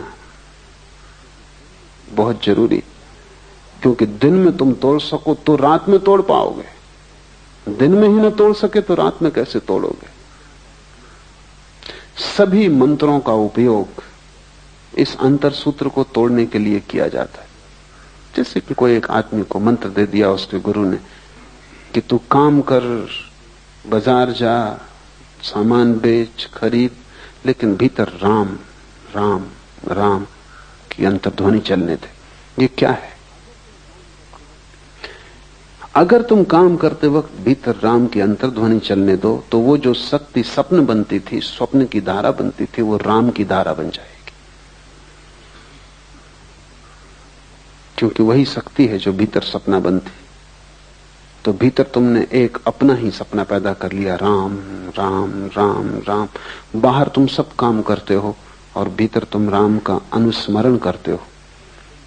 तो वो जो शक्ति तुम्हारे भीतर खाली पड़ी सपना देखती थी, वो राम का स्मरण बन जाएगी। इससे कुछ राम नहीं मिल जाएंगे, लेकिन सपने के तोड़ने में सहायता मिलेगी। और जिस दिन तुम रात नींद में भी पाओगे कि सपना नहीं चल रहा बल्कि राम की धारा चल रही, उस दिन समझ लेना कि दिन में सपना टूट गया। तो मंत्र की सफलता नींद में पता चलती, दिन में पता नहीं चलती। कैसे पता चलेगी? अगर तुम दिन भर राम का जप करते रहे हो तो रात सोते समय सपना पैदा नहीं होगा, राम की धारा चलेगी। ये धारा इतनी सघन हो सकती है कि तुम कल्पना भी नहीं कर सकते। स्वामी राम राम राम जपते रहते थे। तो एक रात हिमालय में ठहरे वो अपने एक मित्र के पास, सरदार पूर्ण सिंह के पास, अकेली कोठरी में थे। दूर पहाड़ में बनी कोठी थी, वहां कोई पास था भी नहीं, मीलों तक। सरदार पूर्ण सिंह को कुछ नींद नहीं आई, कुछ मच्छर थे, कुछ गर्मी थी। तो वो बड़े हैरान हुए कि राम राम राम की आवाज चल रही कोठरी में। स्वामी राम तो सो गए। तो वो उठे, थोड़ा भय भी लगा कि यहां कोई तीसरा आदमी तो है नहीं। और ये राम की आवाज। तो दिया लेके सब तरफ देखा है, बाहर कोई भी नहीं है। कमरे में फिर आए तो और हैरानी हुई कि बाहर आवाज कम सुनाई पड़ती, कमरे में ज्यादा सुनाई पड़ती। और जैसे राम की खाट के पास पहुंचे तो आवाज और ज्यादा सुनाई पड़ने लगी। तो उन्होंने दिए से राम को देखा कि कहीं वो जाग के राम का स्मरण तो नहीं कर रहे हैं। तो वो तो गहरी नींद में सो रहे हैं, गर्राटा आ रहा।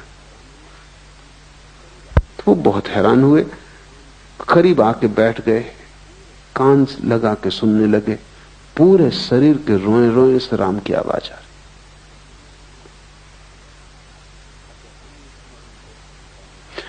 अगर अनुस्मरण बहुत गहरा हो जाए तो यह घटना घटती, क्योंकि सपने में बड़ी ऊर्जा नष्ट हो रही।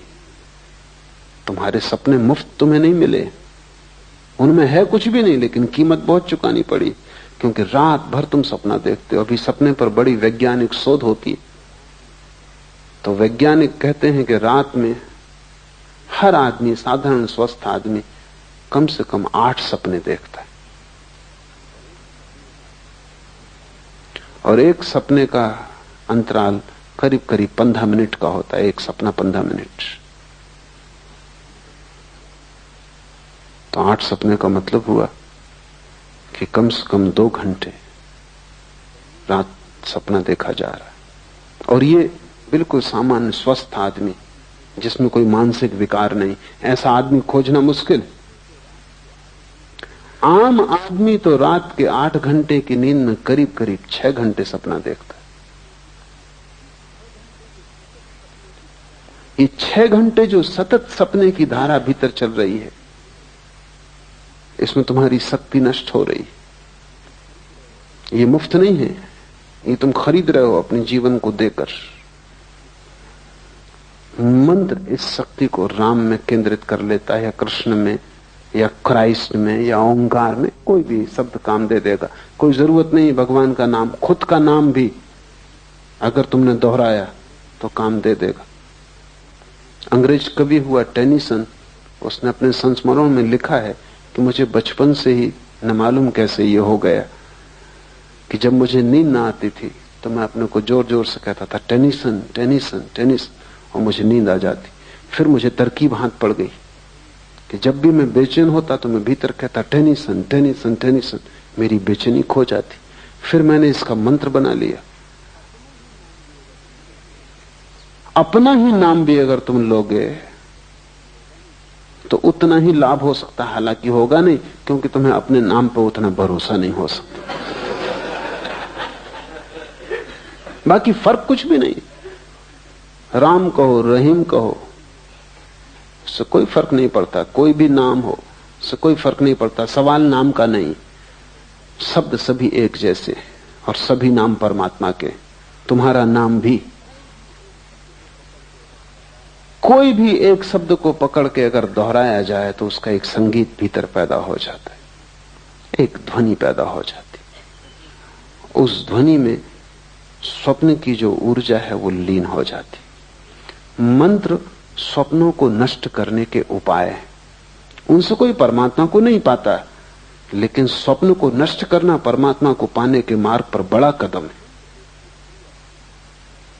मंत्र एक प्रक्रिया है, एक विधि है, एक औजार है, एक हथौड़ी है, जिससे हम सपनों को चकनाचूर कर देते हैं।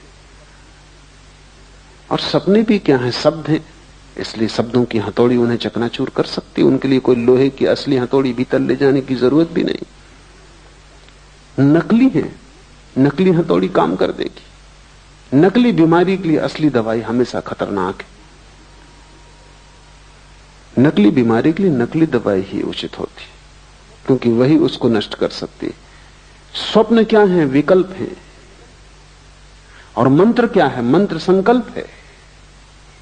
वो भी विकल्प का ही एक रूप है, लेकिन स्वप्न बदलते हुए हैं, क्षणभंगुर है। मंत्र सतत है और एक ही है। धीरे धीरे सभी स्वप्नों की ऊर्जा मंत्र में लीन हो जाती। और जिस दिन रात्रि में नींद में भी स्वप्न ना आए, मंत्र चलने लगे, तुम समझना कि तुमने स्वप्न पर विजय पा ली। तुम समझना कि तुम्हारा सपना टूटा। असत्य शुरू हुआ, उसके बाद सुसुप्ति में प्रवेश हो सकता है। लेकिन तुम उल्टा ही कर रहे हो, तुम विकल्पों को शक्ति देते हो। तुम्हारे भीतर व्यर्थ के विचार चलते हैं, उनको भी तुम साथ देते हो। बैठे हो खाली तो यही सोचने लगते हो कि अगले इलेक्शन में खड़े हो जाएं। फिर सपना शुरू हुआ, फिर राष्ट्रपति से हुए बिना काम नहीं चलेगा। फिर तुम सपने में राष्ट्रपति हो जाते हो, स्वागत समारोह हो रहे हैं और तुम इस सबको रस ले रहे हो, और तुम कभी भी नहीं सोचते कैसी मूढ़ता है, क्या तुम कर रहे हो। तुम एक व्यर्थ के विकल्प को ऊर्जा दे रहे हो, साथ दे रहे हो। और ऐसे ही व्यर्थ के विकल्पों से भरा हुआ तुम्हारा चित्त है। अगर हम आदमी के जीवन की पूरी खोजबीन करें तो 99% इसी तरह के सपनों में खो जाता है। धन के सपने, साम्राज्य के सपने, शक्ति के सपने। तुम पा भी लोगे तो क्या मिलेगा। अमेरिका का एक बहुत प्रसिद्ध प्रेसिडेंट हुआ, काल्विन कूलिच। बड़ा शांत आदमी था, भूल से ही वो राष्ट्रपति हो गया, क्योंकि उतने शांत आदमी उतनी अशांत जगहों तक पहुंच नहीं सकते। वहां पहुंचने के लिए बिल्कुल पागल दौड़ चाहिए। वहां जो जितना ज्यादा पागल, वो छोटे पागलों को दबा के आगे निकल जाता। कूलिच कैसे पहुंच गया, ये चमत्कार है। वो बिल्कुल शांत आदमी था, न बोलता न चालता। कहते हैं किसी किसी दिन ऐसा हो जाता कि 10-5 शब्दों से ज्यादा ना बोलता।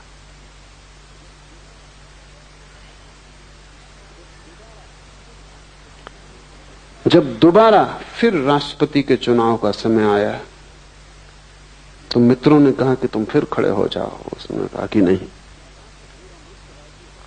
तो उन्होंने कहा कि क्या बात है, पूरा मुल्क राजी है तुम्हें फिर से राष्ट्रपति बनाने को। उसने कहा अब नहीं, एक बार भूल हो गई काफी। पहुंच के कुछ भी न पाया। अब 5 साल और खराब मैं न करूंगा। और फिर राष्ट्रपति के आगे बढ़ती का कोई उपाय भी नहीं है। जो रह चुके, अब उसके आगे जाने की कोई जगह भी नहीं है। जगह होती आगे तो शायद सपना बना रहता। इसलिए तुम्हें पता नहीं, जो लोग सफल हो जाते हैं सपनों में, उनसे ज्यादा असफल आदमी खोजना मुश्किल है। क्योंकि सफलता के आखिरी कगार पर उन्हें पता चलता है जिसके लिए दौड़े, भागे, पा लिया, यहां कुछ भी नहीं है। यद्यपि अपनी मूढ़ता छिपाने को वो पीछे जो लोग अभी भी दौड़ रहे हैं उनकी तरफ देख कर मुस्कुराते रहते हैं, हाथ हिलाते रहते, विजय का प्रतीक बताते रहते। वो हार गए और विजय का प्रतीक बताते रहते हैं जो पीछे ना समझ अभी और दौड़ रहे हैं। अगर दुनिया के सभी सफल लोग ईमानदारी से कह दें कि उनकी सफलता से उन्हें कुछ भी ना मिला है, तो बहुत से व्यर्थ सपनों की दौड़ बंद हो जाए। लेकिन ये उनके अहंकार के विपरीत है कि वो कहें उन्हें कुछ भी नहीं मिला। पीछे तो वो यही बताते रहते हैं कि उन्होंने परम आनंद पा लिया है। वो जिसकी पूंछ कट गई हो वो दूसरों की पूंछ कटवाने का इंतजाम करता रहता, अन्यथा पूंछ कटा अकेला होगा तो बड़ी गिलानी होगी। सबकी कट जाए।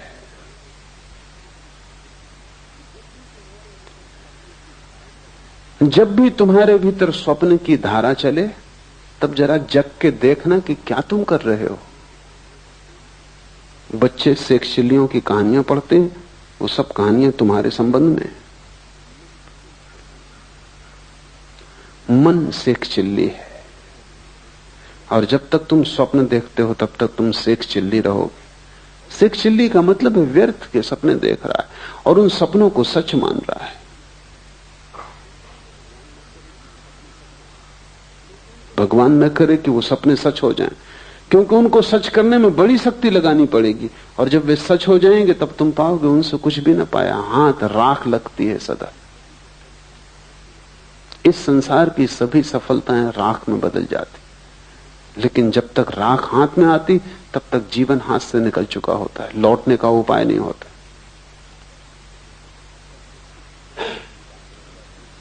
और तब तो सिर्फ छिपाने की बात रह जाती है कि लोगों से छिपा लो कि तुम्हारा जीवन व्यर्थ नहीं गया, तुम बड़े सार्थक हो गए हो, तुमने कुछ पा लिया है। विकल्प ही स्वप्न है, इन विकल्पों को शक्ति मत देना। और जब भीतर स्वप्न चले तब हिला के अपने को जगा लेना और स्वप्न को तोड़ देना जितने जल्दी हो सके। मंत्र उपयोगी हो सकता है स्वप्न को तोड़ने में। मंत्र के संबंध में हम आगे विचार करेंगे, कैसे मंत्र कारगर हो सकता है। मंत्र निश्चित ही स्वप्न को तोड़ देता है। और अविवेक अर्थात स्वबोध का अभाव सुसुप्ति है, और जहां सभी कुछ खो जाता है, कोई विवेक न रह जाता, कोई होश नहीं रह जाता, न बाहर का कोई होश न भीतर का कोई होश, जहां तुम सिर्फ एक चट्टान की भांति हो जाते हो गहन तंद्रा में। लेकिन तुम देखो कि तुम्हारा जीवन कैसा उपद्रव होगा, क्योंकि जब भी तुम गहरी तंद्रा में हो जाते हो तभी सुबह उठ के तुम कहते हो कि रात बड़ी आनंददायी नींद आई। थोड़ी देर सोचो कि तुम्हारा जीवन कैसा नरक होगा कि तुम्हें सिर्फ नींद में सुख आता है। बेहोशी में भर सुख आता है, बाकी तुम्हारा जीवन एकदम दुख ही दुख है। अच्छी नींद आ जाती तो तुम कहते हो काफी हो गए, और नींद का अर्थ है बेहोशी। लेकिन ठीक ही है, तुम्हारे लिए काफी हो गया, क्योंकि तुम्हारी पूरी जिंदगी सिर्फ चिंता, तनाव, बेचैनी के अतिरिक्त और कुछ भी नहीं। उसमें तुम आराम कर लेते हो थोड़ी देर के लिए तो तुम समझते हो सब पा लिया, जबकि वहां कुछ भी नहीं है। नींद का अर्थ है कि जहां कुछ भी नहीं, न बाहर का जगत है न भीतर का जगत है, जहां सब अंधकार में खो गया। हाँ, लेकिन विश्राम मिल जाता है। विश्राम लेके भी तुम क्या करोगे? सुबह तुम फिर उसी दौड़ में लगोगे। विश्राम से जो शक्ति तुम्हें मिलती है तुम उसे नए तनाव बनाने में लगाओगे, नई चिंताएं डालोगे। रोज तुम विश्राम करोगे और रोज तुम नई चिंताएं ढालोगे। काश तुम इतनी सी ही बात समझ लो कि नींद में जब इतना आनंद मिलता है, बेहोश तंद्रा में जब इतना आनंद मिलता है, क्यों? क्योंकि वहां कोई तनाव नहीं, वहां कोई चिंता नहीं, वहां तुम भूल गए सब उपद्रव। अगर बेहोशी में भी उपद्रव भूल के इतना आनंद मिलता है तो तुम सोचो, जिस दिन उपद्रव खो जाएंगे और तुम होश में रहोगे, उस दिन कैसा आनंद तुम्हें उपलब्ध हो सकेगा। उसे हमने मोक्ष कहा है, वो निर्वाण है, वो ब्रह्मानंद है। नींद में इतना मिल जाता है क्योंकि उपद्रव नहीं दिखाई पड़ते। तो जब उपद्रव सच में ही खो जाते हैं, तनाव सच में ही विसर्जित हो जाते, और तुम 24 घंटे उतने विश्राम में रहने लगते हो जैसी गहरी निद्रा में कभी कभी कोई व्यक्ति पहुंचता है, जब वैसी 24 घंटा सतत तुम्हारी शांत स्थिति बनी रहती, तब तुम्हें कैसे आनंद के राज्य का अनुभव नहीं होगा। उसे थोड़ा सोचो, क्योंकि समाधि सुसुप्ति जैसी है, सिर्फ एक फर्क है उसमें कि वहां होश है। तुरीयावस्था सुसुप्ति जैसी है, सिर्फ एक फर्क है कि वहां प्रकाश है और सुसुप्ति में अंधकार है।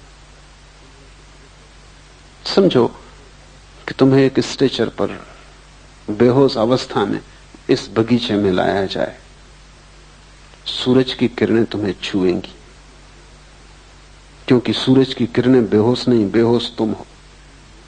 हवाओं के झोंके तुम्हारे ऊपर से गुजरेंगे, हल्की थपकियां देंगे, क्योंकि वे बेहोश नहीं, बेहोश तुम हो।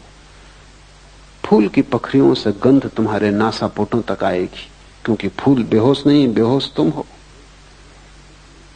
सुबह की पड़ी हुई ओस की ताजगी तुम्हें छुएगी, क्योंकि ओस बेहोश नहीं है, बेहोश तुम हो। सब घटित होगा, लेकिन तुम्हें कुछ भी पता नहीं। 2 घंटे बाद जब तुम होश में आओगे, तुम कहोगे बड़ा विश्राम था। इस विश्राम में उस ओस का भी दान होगा, फूल की गंध का भी, सूरज की किरण का भी, हवा के झोंकों का भी, लेकिन उनका तुम्हें कुछ भी पता नहीं। तुम बेहोश थे तब भी तुम लौट के होश में आके कहते हो बड़ा सुख आया। थोड़ी देर कल्पना करो कि तुम होश से बैठे हो, फूल की गंध बरस रही, सूरज की किरणें बरस रही, ओस ने सब ताजा कर दिया है, सब नया कर दिया है। हवाओं के झोंके वृक्षों में गीत पैदा करते हैं, तुम होश से भरे बैठे हो, तब तुम्हारे आनंद। सुसुप्ति में तुम वहीं पहुंचते हो जहां बुद्ध और महावीर और शिव जागृत अवस्था में पहुंचते हैं। नींद में भी तुम सुबह थोड़ी सी खबर लाते हो कि बड़ा सुख था, हालांकि तुम साफ नहीं कर सकते कि कैसा सुख था। तुम कुछ बता नहीं सकते, कुछ व्याख्या नहीं कर सकते, कुछ स्वाद की खबर नहीं दे सकते। नींद में गहरी, लेकिन फिर भी तुम सुबह थोड़ी सी ताजगी लेके आते हो। सुबह उठते हुए आदमी की जो रात गहरी नींद में सोया हो, उसके चेहरे पर बुद्धत्व की थोड़ी सी झलक होती। खासकर छोटे बच्चे जो कि सच में गहरी नींद सोते हैं, क्योंकि जैसे जैसे तुम्हारी चिंताएं बढ़ने लगती हैं, गहरी नींद भी मुश्किल हो जाती। छोटे बच्चों को सुबह उठते समय देखो, इसके पहले कि उनकी नींद टूटे, उनके चेहरे को देखो, उस पर बुद्धत्व की ताजगी होती। कहीं भीतर कोई आनंदपूर्ण घटना घट रही जिसका उसे होश नहीं, लेकिन घटना घट रही। सुसुप्ति में सब तनाव खो जाते, लेकिन विवेक नहीं होता। और समाधि में, तुरीयावस्था में सब तनाव खो जाते हैं और विवेक होता है। विवेक धन सुसुप्ति बराबर समाधि। और तीनों का भोक्ता वीरेश कहलाता है। जागृत को, स्वप्न को, सुसुप्ति को, तीनों का भोक्ता, तीनों से जो पृथक है, तीनों से जो अन्य है, तीनों से जो गुजरता है, तीनों को जो भोगता है लेकिन तादात्म्य नहीं करता, जो तीनों के पार जाता है लेकिन अपने को अन्य मानता है, तीनों से भिन्न जो है वही वीरेश है। वीरेश का अर्थ है वीरों में वीर है, महावीर है। वीरेश शिव का एक नाम है। हमने महावीर उन्हीं पुरुषों को कहा जिन्होंने समाधि पा ली। हम महावीर उसको नहीं कहते जो गौरी शंकर पर चढ़ गया। ठीक है, साहस किया, लेकिन गौरी शंकर कोई आखिरी ऊंचाई नहीं है। हम महावीर उसको भी नहीं कहते जो चांद पर पहुंच गया। साहस किया, लेकिन चांद पर पहुंचना कोई आखिरी मंजिल नहीं। हम तो वीरेश उसे कहते हैं, महावीर उसे कहते हैं जिसने आत्मा को पा लिया, जिसने परमात्मा को पा लिया। क्योंकि परमात्मा से और ऊंचा गौरी शंकर कहां, और परमात्मा से और आगे मंजिल कहां। जिसने आखिरी पा लिया, हम उसी को महावीर कहते हैं। उससे कम पर हम राजी नहीं है, क्योंकि चांद पे पहुंच के क्या होगा। चांद पे पहुंच के सिर्फ और आगे पहुंचने के रास्ते खुलते हैं। अब मंगल पे पहुंचना होगा। मंगल पे पहुंच के क्या होगा, अनंत विस्तार है। हम महावीर उसे कहते हैं जो वहां पहुंच गया जिसके आगे अब पहुंचने को कोई जगह ना बची। और क्यों कहते हैं महावीर उसे? क्योंकि उससे बड़ा कोई दुस्साहस नहीं है। स्वयं को पा लेने से बड़ा कोई दुस्साहस नहीं है। उससे बड़ी कोई साहसिक अभियान नहीं है, क्योंकि उसके मार्ग पर जितनी कठिनाइयां हैं उतनी कठिनाइयां किसी मार्ग पर नहीं। उस तक पहुंचने में जितनी तपश्चर्या से तुम्हें गुजरना पड़ेगा और कहीं पहुंचने में वैसी तपश्चर्या से नहीं गुजरना पड़ता। स्वयं की यात्रा सबसे दुर्भर यात्रा है। वो खडक की धार है। शायद इसीलिए तुम स्वयं से भागे हुए हो और संसार में अपने को यहां वहां उलझा रहे हो। शायद इसी कारण आत्मज्ञान की बात मन को पकड़ती भी है, फिर भी तुम हिम्मत नहीं जुटाते। कहीं कोई डर पकड़ लेता है। कठिन है, अकेले जाना होगा। सबसे बड़ी कठिनाई तो यह है कि दुनिया में सब जगह तुम किसी के साथ जा सकते हो, सिर्फ एक जगह है जहां तुम्हें अकेले जाना होगा। वहां पत्नी साथ ना होगी, भाई साथ ना होगा, मित्र साथ ना होगा, गुरु तक भी वहां साथ नहीं हो सकता, सिर्फ इशारा कर सकता है। बुद्ध ने कहा है, बुद्ध इशारा करते, जाना तुम्हें होगा। और अकेले होने में डर लगता है। और चारों तरफ इतने लोग हैं, इतने सपने हैं, सपनों में कई तो बड़े मधुर सपने हैं, उनमें बड़ा रस है। उन सबको तोड़कर, इस सब सपने के जाल को गिराकर सत्य की यात्रा पर थोड़े से दुर्लभ लोग निकलते हैं। उनमें से भी बहुत से बीच यात्राओं से वापस लौट आते। लाखों में एक उस यात्रा पर जाता है, क्योंकि बड़ी कठिन है। और लाखों जाते हैं, उनमें से कोई एक पहुंच पाता है। इसलिए हमने उस अवस्था को वीरेश कहा है। 3 के पार जो चौथा तुम्हारे भीतर छिपा है, वही गौरी शंकर है। वहीं पहुंचना है। और पहुंचने का रास्ता यह है कि तुम जागने में और जागो।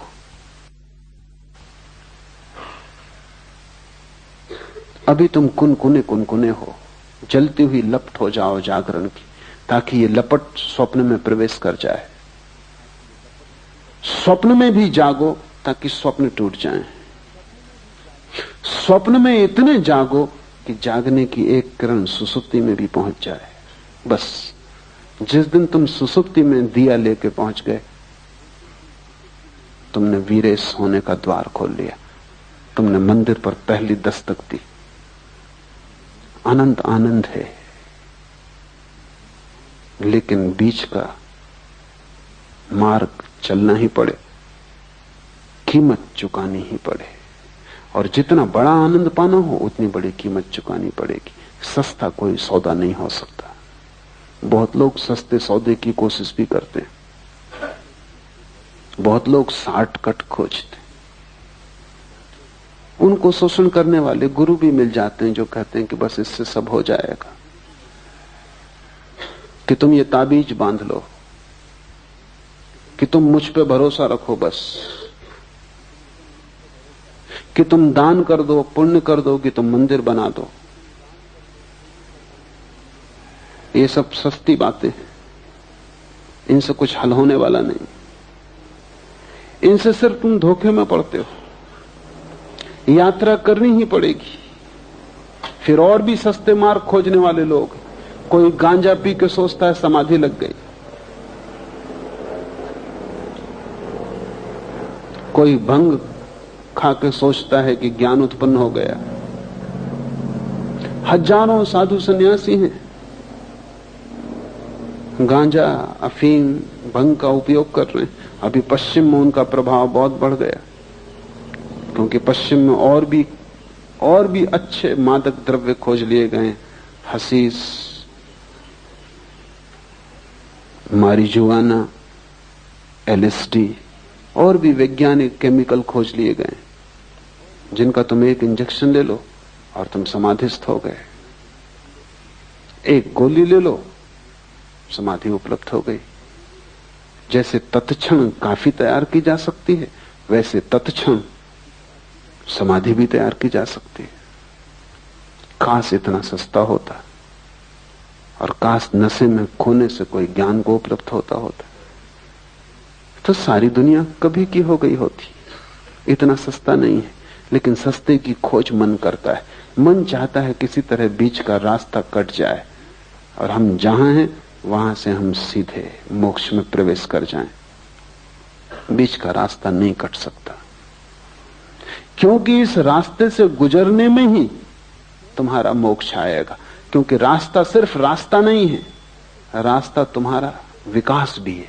यही तकलीफ है। बाहर तो हो सकता है लंदन से हवाई जहाज उठता है, सीधा बंबई उतर जाए, बीच का रास्ता काट दिया। लेकिन लंदन से जो आदमी बैठा, वो बंबई में वही आदमी उतरेगा जो लंदन से बैठा था। कोई दूसरा आदमी नहीं उतर सकता, उसमें कोई विकास नहीं हुआ। ये यात्रा बाहर की है, लेकिन तुम जहां हो यहां से मोक्ष में उतरने का कोई हवाई यात्रा नहीं हो सकती। और जो भी कहते हैं हो सकती है, वो धोखा देते हैं। क्योंकि ये यात्रा एक बिंदु से दूसरे बिंदु की यात्रा नहीं है, एक जीवन स्थिति से दूसरे जीवन स्थिति में प्रवेश है। बीच के मार्ग से गुजरना ही होगा, क्योंकि उस गुजरने में ही तुम निखरोगे, जलोगे, बदलोगे। उस गुजरने की पीड़ा से ही तुम्हारा विकास होगा। वो पीड़ा अनिवार्य है, उस पीड़ा से गुजरे बिना कोई वहां नहीं पहुंच सकता। और तुमने अगर कोई संक्षिप्त रास्ता खोजा तो तुम सिर्फ अपने को धोखा दे रहे हो। पश्चिम में संक्षिप्त की बड़ी तलाश है, इसलिए महेश योगी जैसे व्यक्तियों का बड़ा प्रभाव है। उस प्रभाव का कुल कारण इतना कि वो कहते हैं कि हम जो कह रहे हैं ये जेट स्पीड है। हम जो कह रहे हैं ये छोटा सा जो मंत्र है, रोज 15 मिनट कर लेने से तुम सीधे पहुंच जाओगे। कुछ और करने की जरूरत नहीं। न तुम्हारे आचरण को बदलने की जरूरत है, न तुम्हारे जीवन को बदलने की जरूरत है, न तुम्हें कुछ खोना है बाहर की दुनिया में। कुछ करना नहीं है, बस तुम्हें बैठ के 15 मिनट विश्राम करके ये मंत्र का जाप कर लेना। बस ये मंत्र सब कुछ है। मंत्र कीमती चीज है पर सब कुछ नहीं। और मंत्र से सपने काटे जा सकते हैं, सत्य नहीं मिलता। सपना काटना सत्य के मिलने के मार्ग पर एक हिस्सा है। लेकिन मंत्र कोई दोहरा के कोई समझता हो कि सब हो गया, कि कोई माला फेर के समझता हो कि सब हो गया, तो वो बचकाना है। वो भी योग्य भी नहीं है, समझ के भी योग्य नहीं, पहुंचने की तो बात दूर है। दूभर है मार्ग, उस दूभर से गुजरना होगा। और इसलिए ये सूत्र कहता है उद्यम चाहिए, इतनी महान प्रयत्न करने की आकांक्षा चाहिए, अभीप्सा चाहिए कि तुम अपने को पूरा दांव पर लगा दो। मोक्ष खरीदा जा सकता है, लेकिन तुम अपने को पूरा दांव पर लगा दो तो ही, इससे कम में नहीं चलेगा।